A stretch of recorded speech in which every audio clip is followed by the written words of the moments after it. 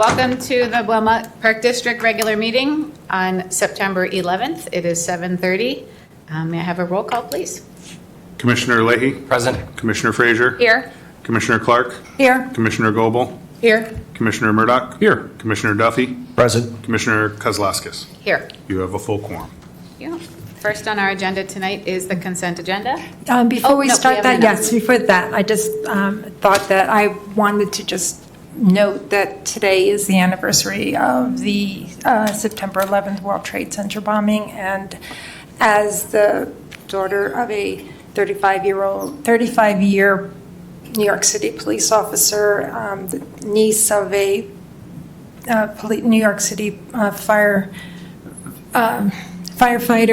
My brother, who was a firefighter, had to go down that day. I do just want to note that this is the 22nd anniversary of, and just as a day, I felt like there were often comparisons at the time made to Pearl Harbor, and that's sort of what I feel from this as well. So I do just want to mark that today is that anniversary. We don't always meet on the anniversary, but today is. So. Very well Let's done. proceed. Acknowledgement. Thank you. 2.0 on our consent agenda. May I have a motion to approve? I move to approve the consent agenda of September 11, 2023, regular meeting of the Board of Park Commissioners, a copy of which is to be attached to and become a permanent part of the minutes of this meeting. And I'll second. I don't want to take anything off the agenda, but I wasn't at the last committee of the whole meeting. I think it was, the third meeting I missed in however long. But the landscape plans were reviewed. I had a chance to take a look at them. Obviously, I'm not suggesting any adjustments. The only comment I would make is when we look at our landscape plans, I would love to see us, every chance we get to plant more heritage trees, the chestnuts, the hickories, the oaks. And I think there were probably some additional opportunities in these plans. Again, I'm not suggesting we revisit them, but certainly moving forward, we should try to do more of that. Thank you. Without further discussion, may I have a roll call? Commissioner Leahy? Yes. Commissioner Frazier? Yes. Commissioner Clark? Yes. Commissioner Goebel? Yes. Commissioner Murdoch? Yes. Commissioner Duffy? Yes. Commissioner Kozlowskis? Yes. Consent agenda is approved. 3.0 on our agenda, communications and correspondence. We acknowledge that there were a healthy amount of emails in the public comment inbox, as well as some individually, which I know I've forwarded. Does anyone have anything additional? Michelle, thank you for your efforts in keeping those current and making sure we all get those now. Yeah, the communications I received are in the packet. I think there was one more today, but I will probably be in the next packet or for the packet for the Committee of the Whole. Yeah.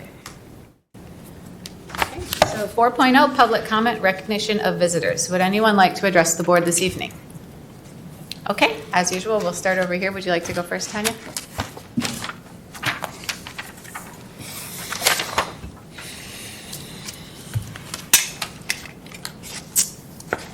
Hello, my name is Tanya Chevalier.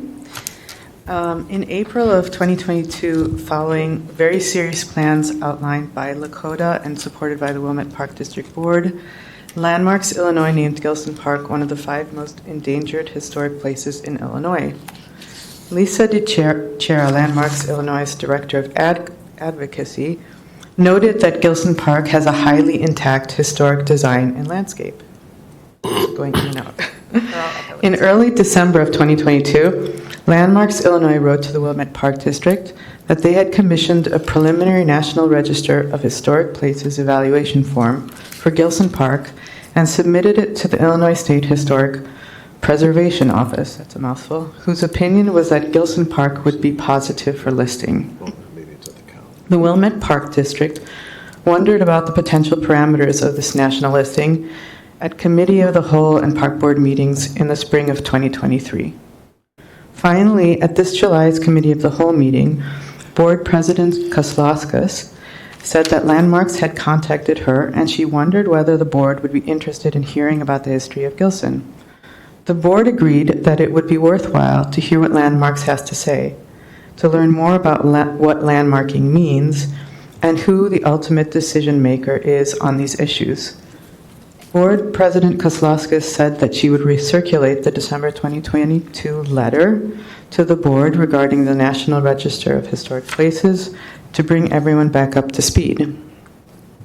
I am really happy that the board is interested in hearing from landmarks. It's a positive sign for making decisions regarding Gilson. But this still hasn't occurred. I am wondering when this will be scheduled, as not just the board, but the whole community could learn from landmarks' expertise and knowledge. I respectfully ask that you might discuss this during tonight's meeting. Thank you. Thank you.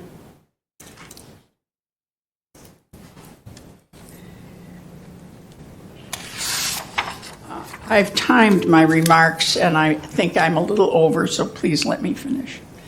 Good evening. I'm Mary Shea, a Gilson neighbor. As we approach the final phase of the Gilson project, Gewalt Hamilton, the firm who stated in 2013 that the historic circulation path was optimum, is tasked with fixing the roads at long last. For many years, residents have repeatedly requested road repairs, landscape plan, pedestrian paths, and bikeways into the park. The Barry Dunn survey stated that 90% of Wilmette residents visit Gilson. The survey summary stated that Gilson's natural areas are widely used and appreciated. At 50%, trails and natural areas have the highest interest as an unmet need. Public safety, health, and wellness is a priority. 75% wanted trails for walking and 60% wanted areas for passive recreation. The open-ended response to the Acuity survey reported that 11% of the respondents want to keep the park natural. Gewalt Hamilton has not mentioned the word tree or shown any indication of protecting existing trees in their plan. There has been no mention of the accepted arborist protocol for addressing tree disturbance during construction. Roots damaged from disturbance within 1 to 3 times the canopy diameter can cause the tree to wither and die. For example, the Davy Tree Company states that if a tree has a diameter of 2 feet, any digging should take place at least 10 feet away from the tree in all directions. This means that many mature trees that line Harbor Drive are not safe from harm and must be protected. Many are memorial trees, and they're maples, chestnuts, birches, and firs. Where is the plan from Gewalt and a certified arborist to keep all these trees from being damaged? The Randolph, Specter, and Stecker memorial trees and a mature red maple whose canopy reaches over the road are threatened. At the reduced triangle intersection, with the addition of a retaining wall, 3 birch clumps totaling 9 trees and the Clow memorial tree will be lost for a total of 13 trees. Continuing on the north side, another mature tree and a maple with a canopy extending over the road will bring a total loss to 4 more trees, followed by the Asimos Memorial chestnut tree, the Graff Memorial oak tree, both less than 10 feet from the current road. The total potential loss on both sides of the road adds up to 33 mostly mature trees. The trees on Harbor Drive are most endangered because of their closeness to the road, the unwise and unnecessary plan to move the road, and the need to build a lengthy and expensive retaining wall. The many trees along Middle and Upper Drive are equally at great risk due to the road work. Your lack of a plan to protect them is not responsible stewardship. You know the community values and needs Gilson's trees, and you need to protect them. Residents have not been offered a design choice between a spacious, permeable walking and biking path into Gilson that does not damage or remove trees, and your plan for a cramped, destructive cement sidewalk. Almost 300 residents have already signed a petition in favor of a safer, wider path away from the road. They understand that your proposal defies common sense and is far less safe than a path away from traffic. Thank you, Mary. The proposed alternative path would not harm any trees, and its implementation would require no expensive road widening, electrical redo, or retaining wall. Even just resurfacing and leaving the road as is with the addition of speed bumps would improve pedestrian safety and save all of these trees. It is the mature trees that give Gilson its special character. It will be a sad future for Gilson as these trees begin to die off when it could have been prevented. Not a proud outcome for the Park District. Thank you. Thank you.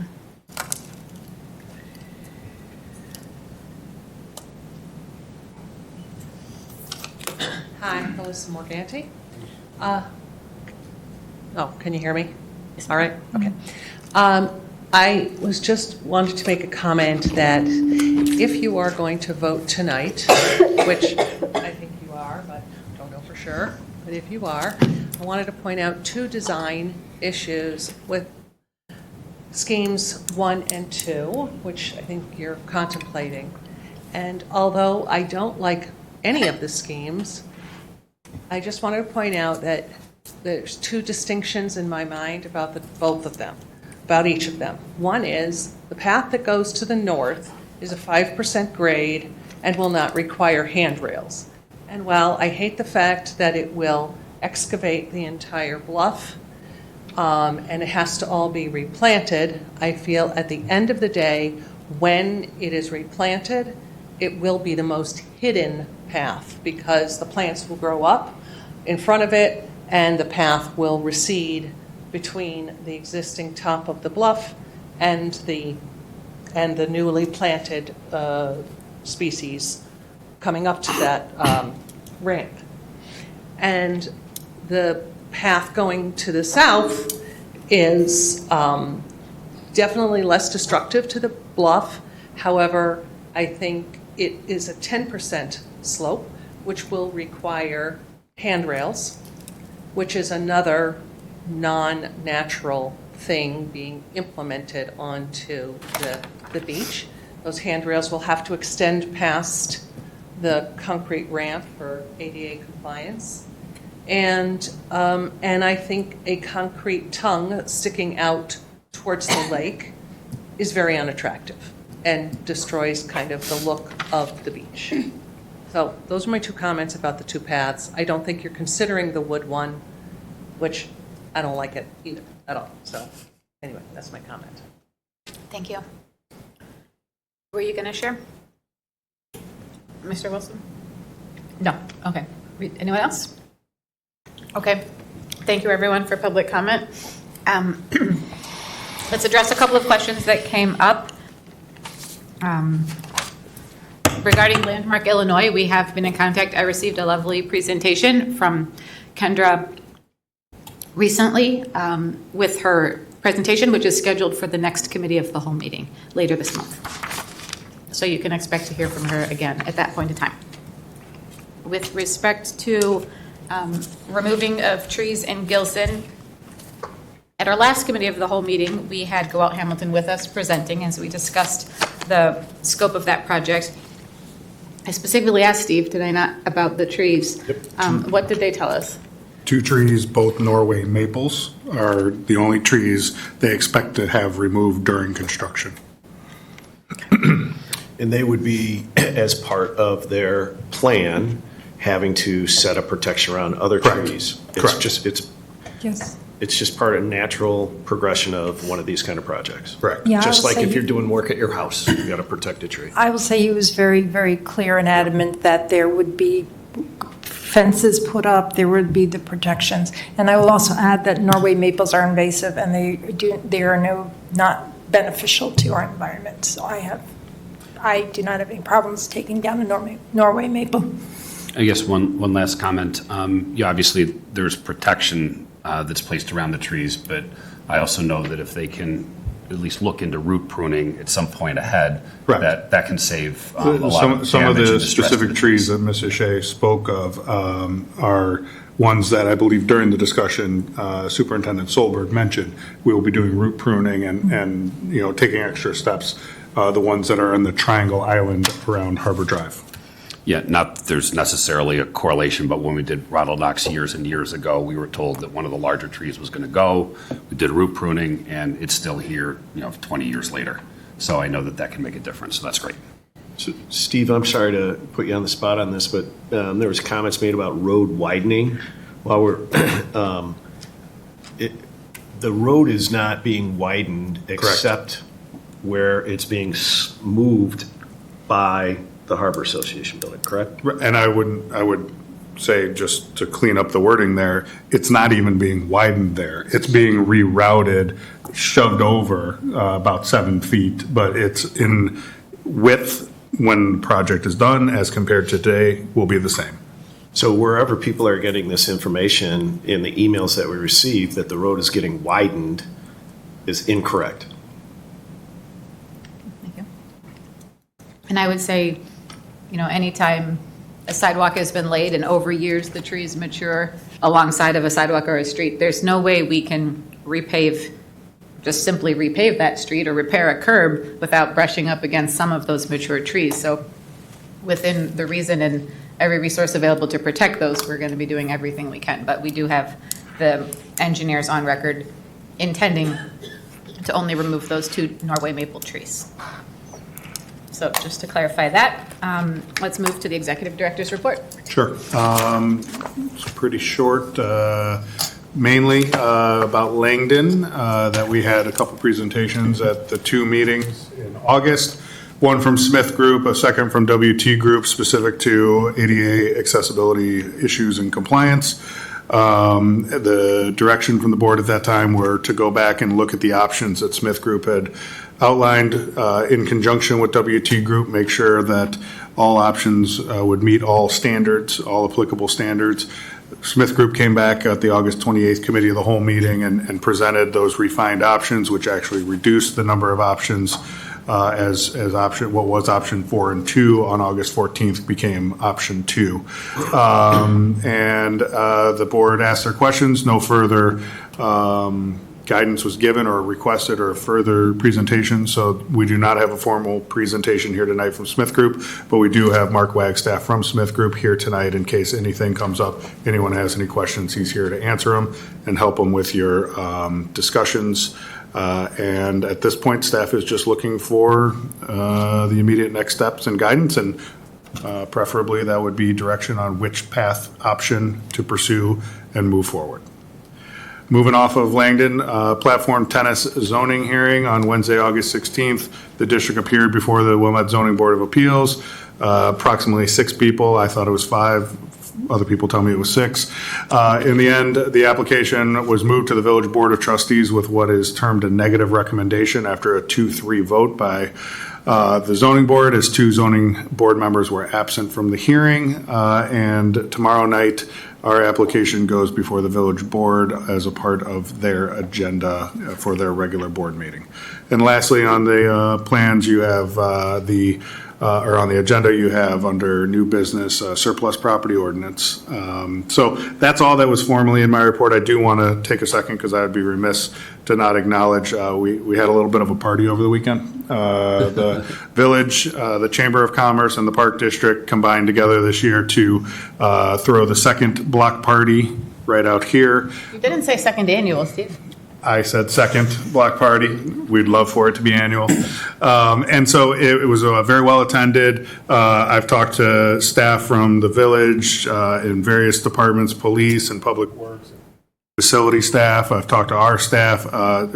Behind the scenes, a very smooth event, as any event as you go from year 1 to year 2 should become more smooth. So everyone participating on the back end said it went very, very smooth. I attended it in the evening, and it was a fun event. I think a lot of people had a good time. So it's always fun to do that, but we thank our partners in this. We thank the police, the fire department, public works, village administration, village board. It was really a collaborative effort to make it happen, but in particular, one of our staff members, Superintendent Thomas, really did a lot of legwork on it, and so we owe her a thank you, but also all of our staff that were there helping out. Our Parks Department were there emptying garbage, breaking down tables, setting up tables. We had volunteer staff from our Recreation Department working different booths and doing different things, setting up signs, and so it really was a fun collaborative effort to see everyone come together, but more importantly, fun to see everyone come together and have a good time.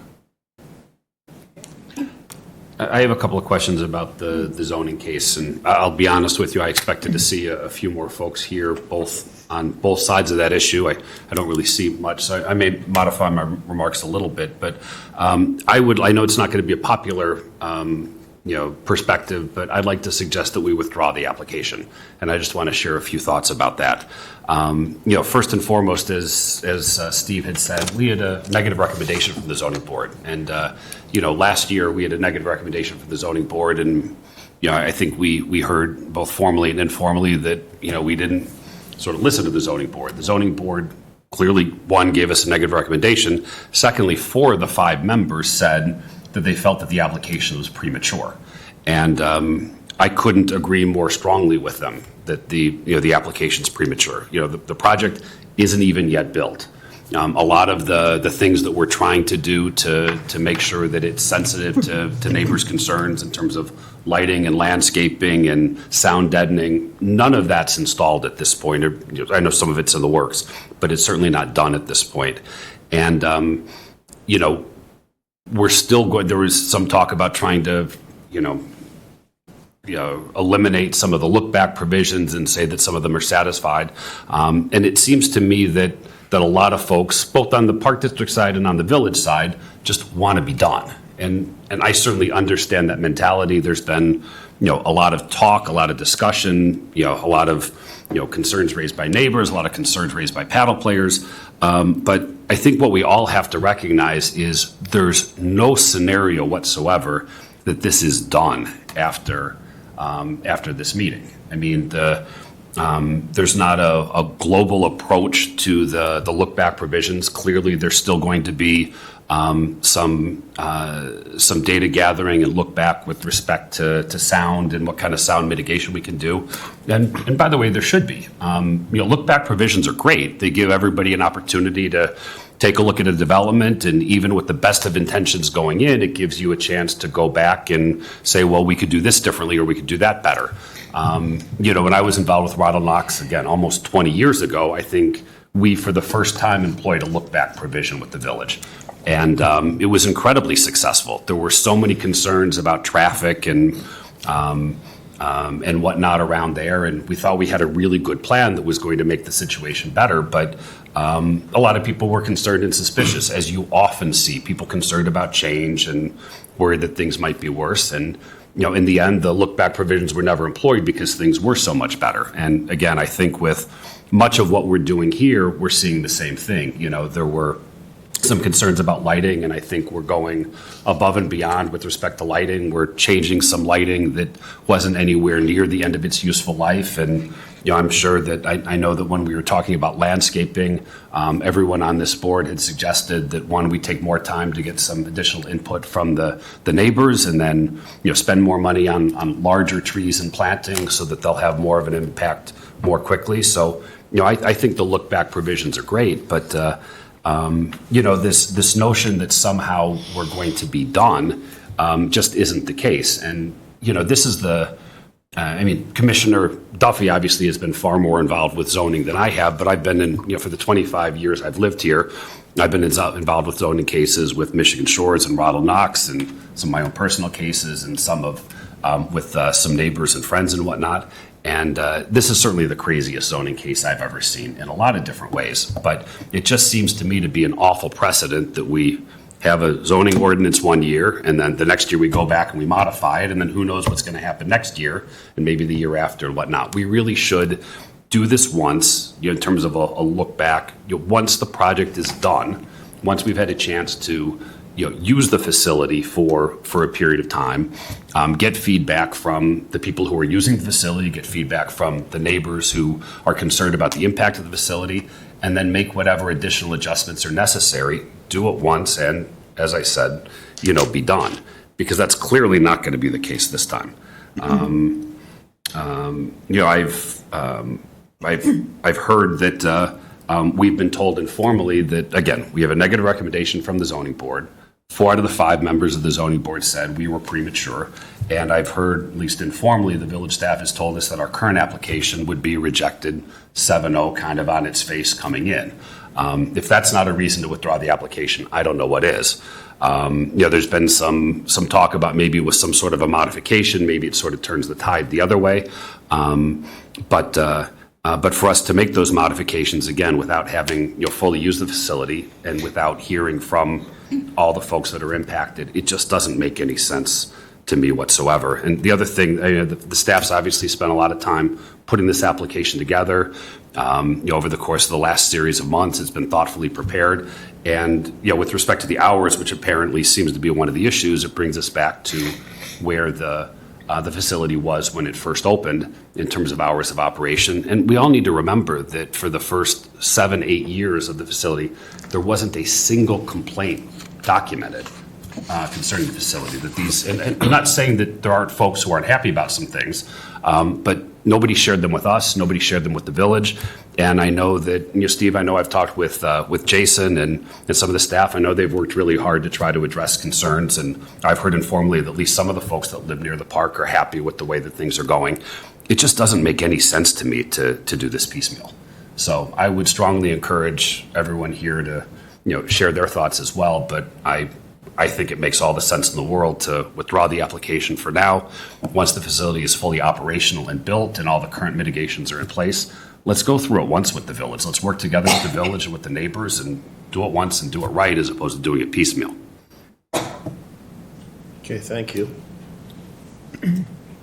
Thank you for sharing your opinion. I would say that's not necessarily everyone else is on the board.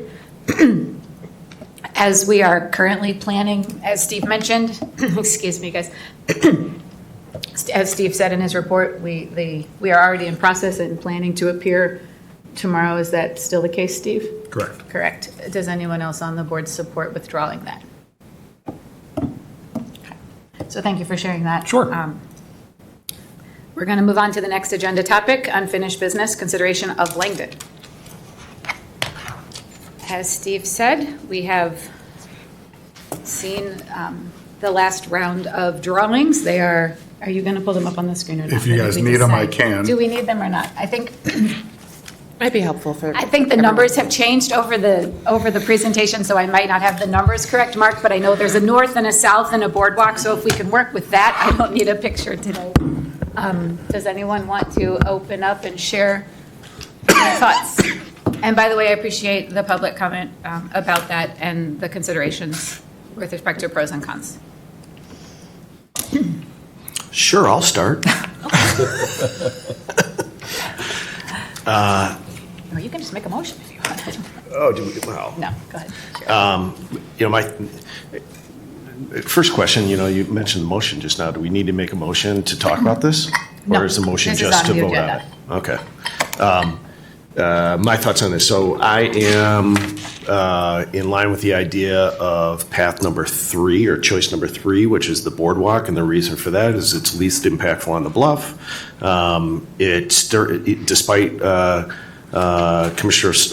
Superintendent Solberg saying that she'd have to hand shovel it. Later in that conversation, she said that they've got a sweeping machine that they use on the pavers, and that can be used on the boardwalk to clear it of snow. It could be, the materials used could be modified, whether it's the plastic PVC type boards.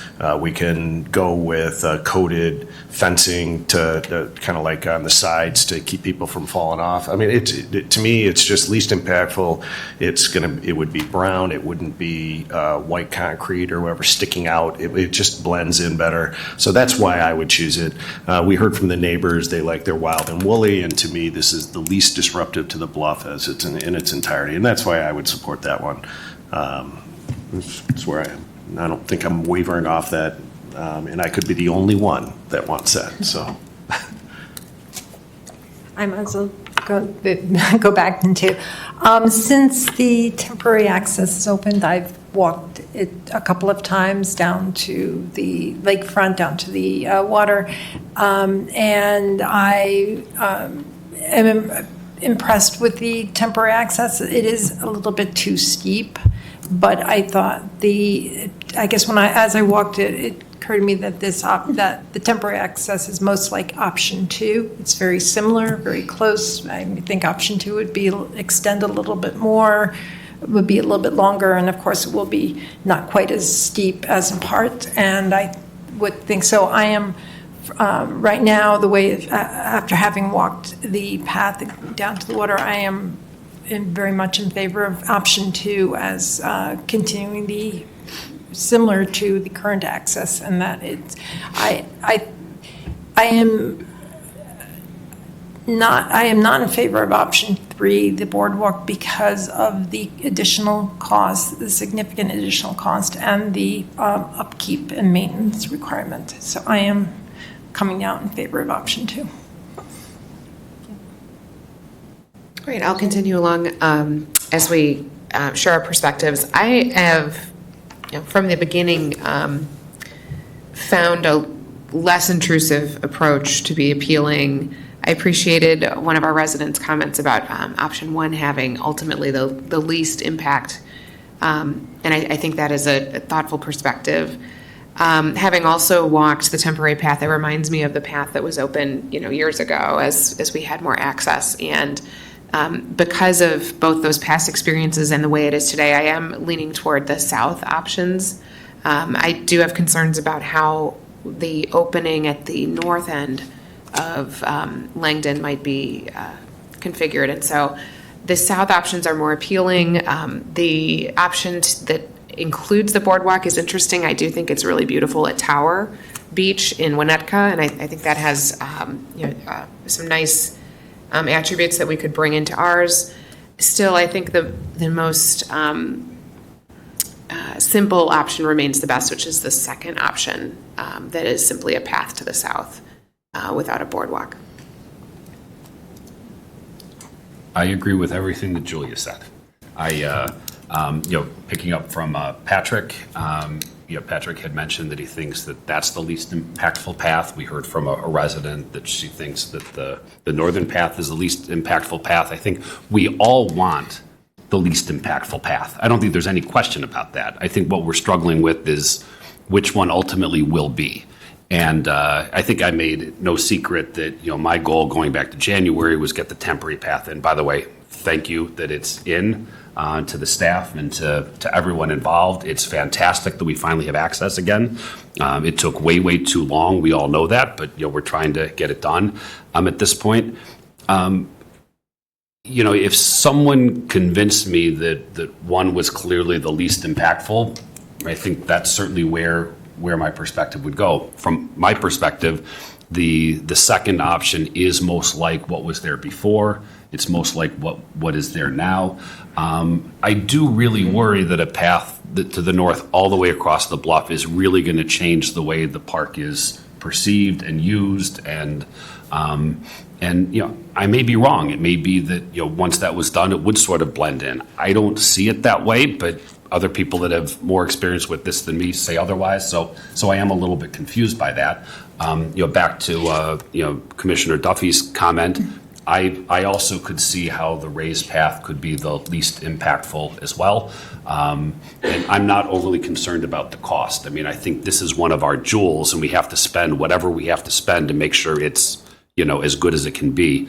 But my gut tells me that the option to the south is ultimately going to be the least impactful. So that's probably where I end up as well. So I should have just said I agree with Julie and been done. Sorry about that. Can't help yourself. It's okay. I can't help myself. Twin.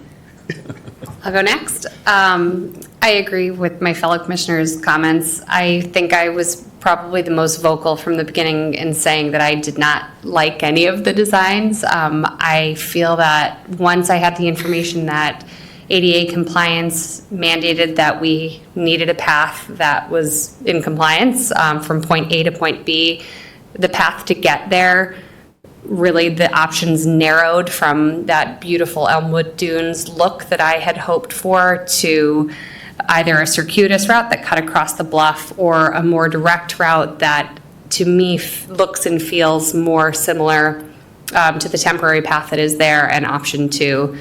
And so I'm hoping that along the way with some design input from experts, not from me, we can achieve a more cohesive look that option 2 I think will bring with entry to the south end of the beach, which I think is really imperative in this case.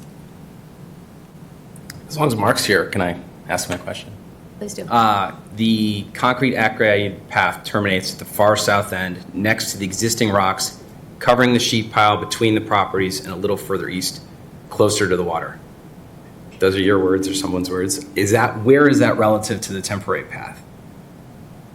Like 15 feet, 20 feet? I just want to make sure I don't mess this up. So, so right now, the temporary path, which is very steep, someone noted that that top part of it is 15%. So, yeah. That comes to about, I don't know exactly the distance, but it's about 50 feet from the, like the property line. Right. Something like that. There's like, if you were to keep going down that path, there's a little sand, and then you kind of get to the rocks. So the proposed design, number 2, the at-grade concrete, would go almost all the way to those rocks and then make a little turn towards the beach. Because we need it to be longer Right. so that it's not as, I guess, let me rephrase. How close to the property line does that path terminate? so the way that it is right now is there's a sheet pile wall that you can't see. Right. And then in front of that, on the Park District side, there is some rocks coming down to the sand. So the path would go more or less alongside those rocks. Close to the south boundary. The rocks, maybe clarify, the rocks are on Park District. Yes, the rocks are on Park Yeah, District so property. So it would terminate on Park District. Oh, yeah. But would it abut the property line? No, it wouldn't abut the property line. Okay. So there's the property line. Right. There's stones that come down, and then the path would be at the bottom of that. Yeah, I was just, Yeah. thank you. Sure. I'm not great with this stuff, so I wanted to ask that question. I did spend a lot of time between the last 2 weeks trying to take a fresh look at the idea of a straight line path. So I questioned Mark about the termination point, looked at rough grading information to kind of understand what the 8 slopes with the 8 platforms would be like. I annoyed Steve to provide real world examples for grading, and then I cruised around town on my bike and visited Langdon multiple times. I actually think I might have seen Amy there. In the end, it confirmed my skepticism for 2. I don't like where just specifically, I don't like where the path abuts kind of near the property line. It's near there. The reason I do that is there was a lot of discussion earlier on about how the north path had a smaller beach area. And then being down there on the weekend, everyone was on the south end of the beach and almost no one was in the middle. So I think we could mitigate that problem with stairs, but again, I don't like stairs because it's unnatural. I think the grading will present, and the grading is almost stair-like, and there's nothing like it in town, so it will be unusual. The path itself feels like it solves for ADA compliance, right? We wanted a straight line path that is ADA compliance, and there's no form and function in that. It's just ADA compliant. It's a math problem at that point.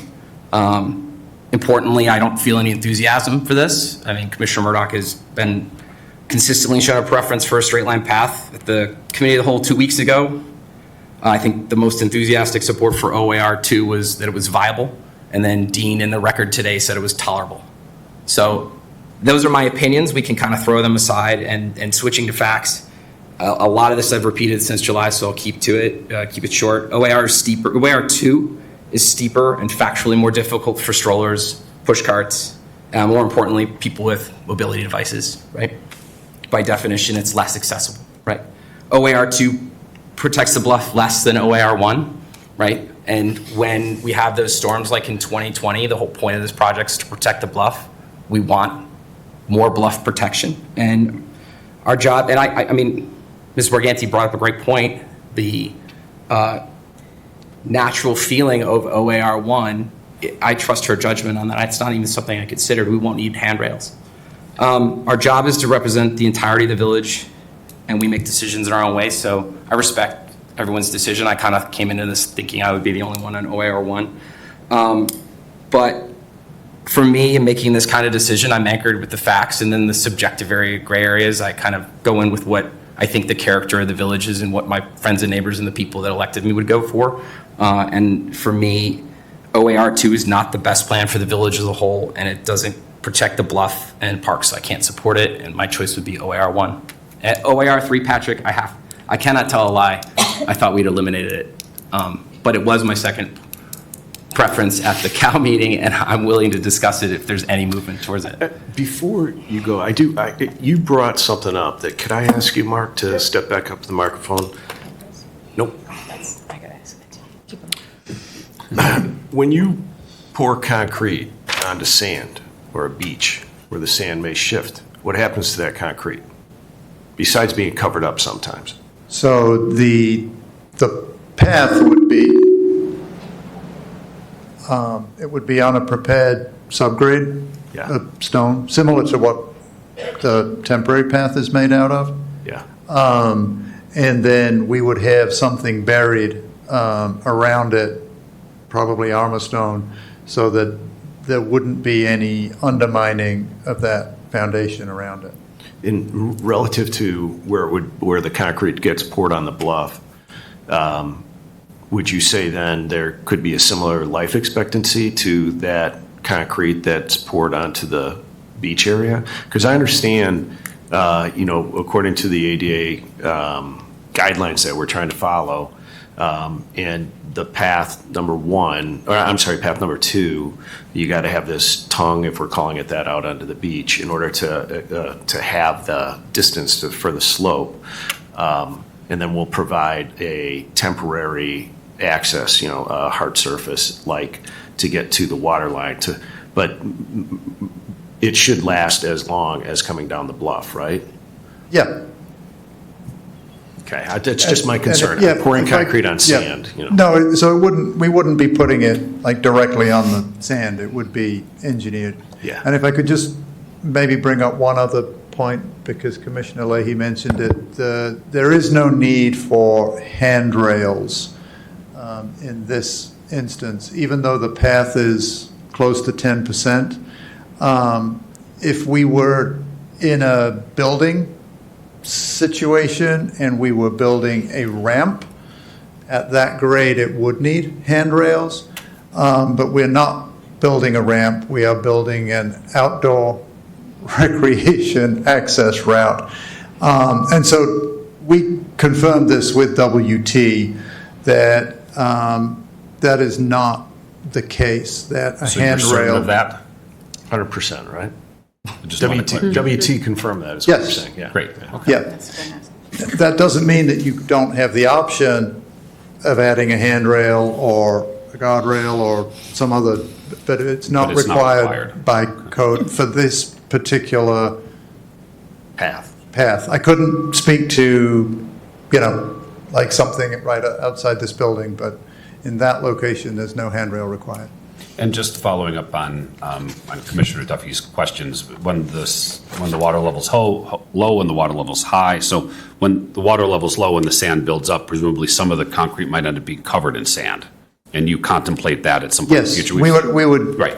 We would actually probably leave it so that some of it was buried. So some of it might end up being buried. What about at the other extreme where the water levels are high? Is it possible that any of it would be underwater at any point, and would it survive that when the water levels ebb and flow again? How durable is it in that kind of scenario? Yeah, well, so we would build it to be durable. Okay. And yes, there is a possibility that the path, that the lake level, we haven't ever had a still water level That high. at that height, but once you get the waves and the setup and the wave run up, it could definitely be so that there was, water down at the bottom, for sure. But you'll engineer it to, your expectation is it would survive that impact? Okay. Yeah. All right. Mark, with the plantings that will be going in with the path, OR2, I'm sorry, path 2, the straight line path.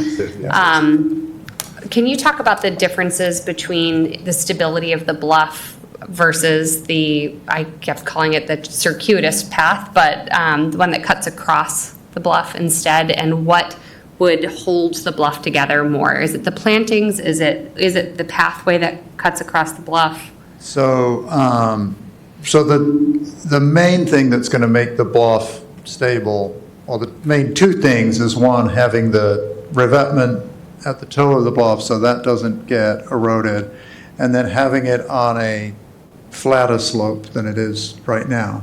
So right now, it's steeper than 2 to 1, and we would have it 3 to 1. So that's the first thing. We did talk about how the path, if it does go to the north, as it gets down lower towards the back of the revetment, it is nice having that concrete surface so that then if there is any water that does splash over, it has a harder surface to land on. But that's only at that very low, the very, very end at the north. The path itself is really not doing the heavy lifting of keeping the bluff stable. It's the revetment and the slope, plus the vegetation. If we go with native vegetation that has the deeper roots, that will help to knit that soil together and stop like localized erosion from, like sort of channeling coming from elsewhere in the park. Thank you.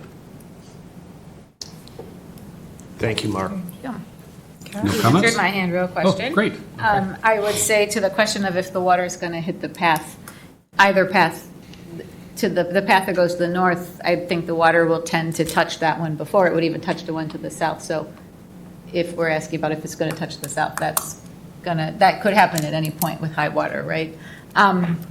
Thank you all for sharing. I guess since I am to share as well, I could truly support path 1 or path 2. I've always felt that the path 1, the path to the north, while I don't like coming out with such a short span to the water and in an area where the nearby water has some hazards inside of it, I didn't love that part, but I always thought it was attractive to start the crowd farther from the property lines to the south.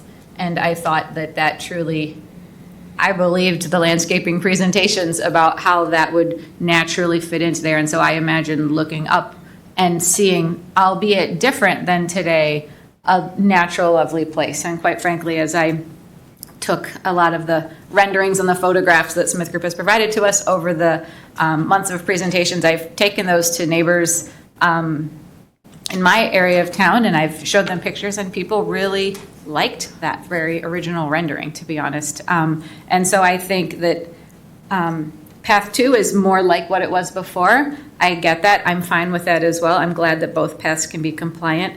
I'm not necessarily convinced that the only option is to be like it was before. Sometimes I think there is room to see if there's a new design that could be more beautiful or a different type of functionality or offer more to the community. But I am hearing that there's not as much consensus for that. And I think that, like Mike said, I appreciate how you said it. We really all want to be least invasive to the bluff. We are down to the final options, if you will, and I think it's truly opinion at this point in many ways. And I wonder if there were 7 different people sitting here, if the opinions would change. And so I don't love being in that position, but I'm hearing a majority towards path 2. I'm comfortable supporting that as well. Part of my concern, or my going back to part 2, is that we had neighbors attending all of these meetings who were up in arms about path 1, that it was overbuilding, that it was going to destroy, and this was absolutely awful and an awful approach. So, now we have the temporary and we have option 2, which is very much like the temporary and very much like the original, and that's what everyone kept asking for, is we want the original access back.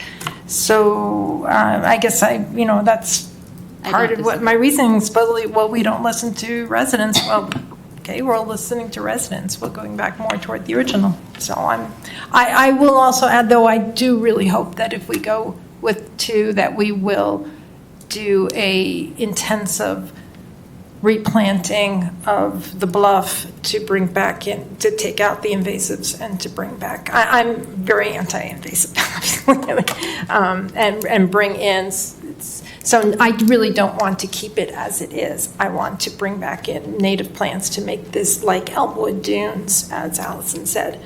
So I think we've all become much more educated through this process. I appreciate the monumental effort from Smith Group, the experts you've brought in time and again. I think we've the next time we have a project of a similar nature, for whatever reason that we might face a decision like that, we have learned an awful lot. I would like to hope that through the process that we have educated the community as well as questions have come up. While I agree, Cecilia, I think the community, the neighbors that have attended most of our meetings have asked for keep it the way it was. And so for that reason, I also would, like I said, be fine supporting option 2. I would like to think that we've explained and we've understood a little bit more about how option 1 might not have been as destructive as originally thought by some of the folks, but this is again subjective. From what I've heard, I think there was a significant consensus. Does anyone want to make a motion? Can I ask a question Sure. before we move on that?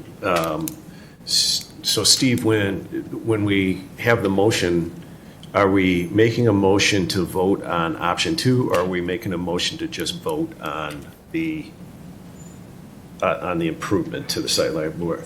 And, as an example, Commissioner Leahy can say, I vote for 1, and Commissioner Fraser can say, I vote for 2. How do you want this run? And I guess going further, because we're not authorizing, approving a contract, do we need a formal vote? Or do we need to provide guidance? We don't need a formal vote.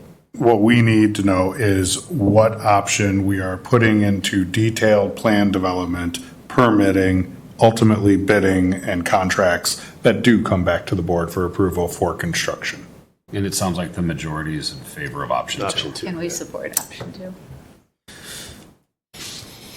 If you guys are directing us to move forward with option 2, that's exactly what we'll do. Okay. So directed. All right, thank you.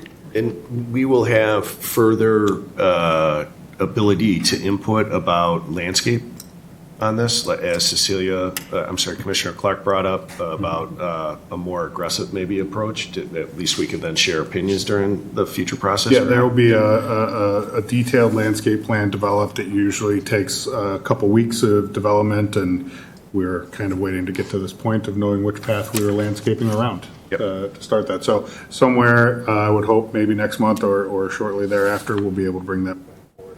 Can't speak for the workload of Smith Group.